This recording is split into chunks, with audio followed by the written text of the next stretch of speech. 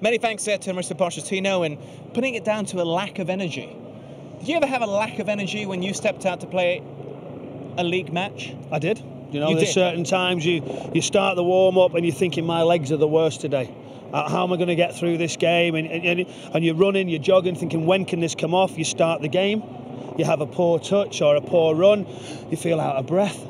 And it just gets you psychologically, but you have to just think, it'll come. You have to work through it, and that's where this is where you're tested. You're playing Wednesday, Saturday, twice a week, and I know it's easy for people to say, well, they paid a lot of money, why can't they do that? It's human nature. You're not going to feel at your best all of the time. That's right. Michael's right. I think then it comes down to the individuals, the players' mentality, how they can deal with that. The ones, although they're tired, can give of their best, can really sort of dig deep and grind it out.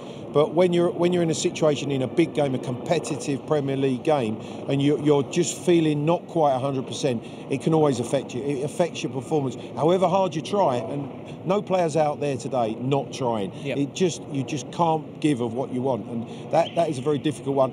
And the problem Maurizio has is the lack of other options that he has because of the injury situation, the number of players not available to him. He's now probably putting players out onto the field that at another stage of the season he wouldn't have to do, because he would have another option, he'd have a fresher option. But at the moment he's looking at what he's got in the best possible shape that they are at this time and having to use them. And that'll be the difficulty with the game coming on Tuesday. Yes, they're saying they're tired. So how do you prepare? Do you go on the training ground? Is it just a light recovery? So how do you set your team shape up now when you know your players are fatigued? You've got to do as minimal as possible to be as fresh as possible when the big game comes along. And maybe you have to again say, well, we might have to do a lot, with the video analysis. There'll be very little physical work done between now and Tuesday with this group of Tottenham players.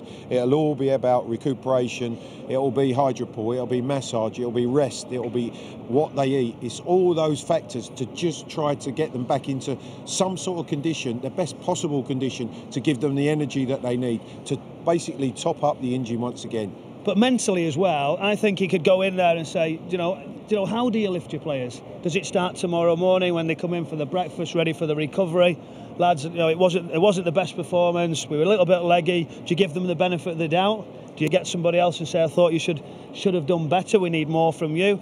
That's where the manager, is key. I wouldn't do any analysis on today's game. Nothing. I wouldn't look at that. I'd sort of put it to one side and say, we can deal with that, even Wednesday or Thursday next week before the next league game against Bournemouth. It might be a case of now our focus is totally on this. It's irrelevant what's happened there. What it is about preparing the team, the players that he's looking at who's going to play, and getting them ready. Out of interest, because it's documented now that Ajax are having their fixture postponed. In fact, the whole Eredivisie are postponing their fixtures, extending their season by 1 week to accommodate the Champions League. Now, Spurs are playing on the weekend, obviously. Can that help as well in terms of momentum by playing football as opposed to not playing football, like Ajax?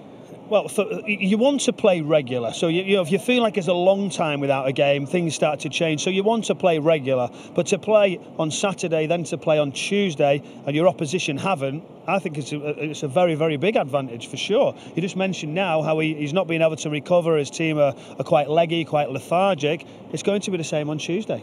It's interesting. Oh, sorry, it's just that sometimes you see teams who might be knocked out of a cup competition, FA Cup or something, and they'll go to Dubai for a break, and they'll come back, say they're well rested, but might end up losing 3-0. But that's not always the recipe and the secret for success. And I've experienced that here with Spurs. We went away with Harry Redknapp as coach for warm weather training, come back, didn't win a game to the end of the season.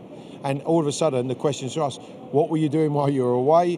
What happened in terms of the rhythm of the team?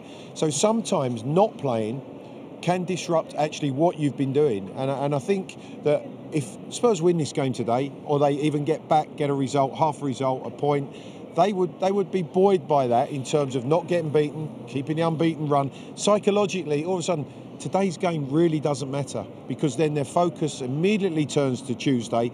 So for me, I'm one who wants to play every game. If you're playing every game and you're being successful, you don't get tired. Like Everton. Well, the perfect loading for me is to have a midweek game and then to have just weekend to weekend. So it's one on, one off is probably the perfect scenario that you can get rid of that recovery. It's great playing night games. I love playing on the night in front of the lights, and it's something special.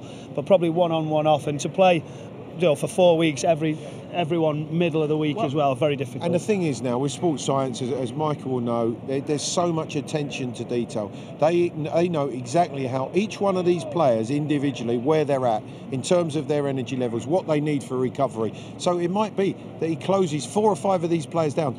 They might not need to train again. Every single thing's monitored, isn't it? Yeah. Every single thing. Then they go down to blood testing, and they go down to the hydration testing.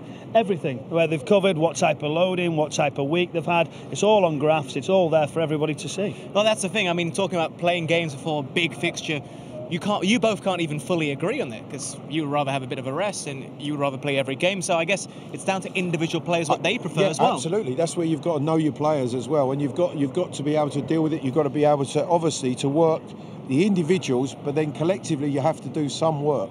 There has to be some tactical work, and as Mike says, that might well be that it's on the screens, it's where you're sitting, watching, rather than actually out on the grass.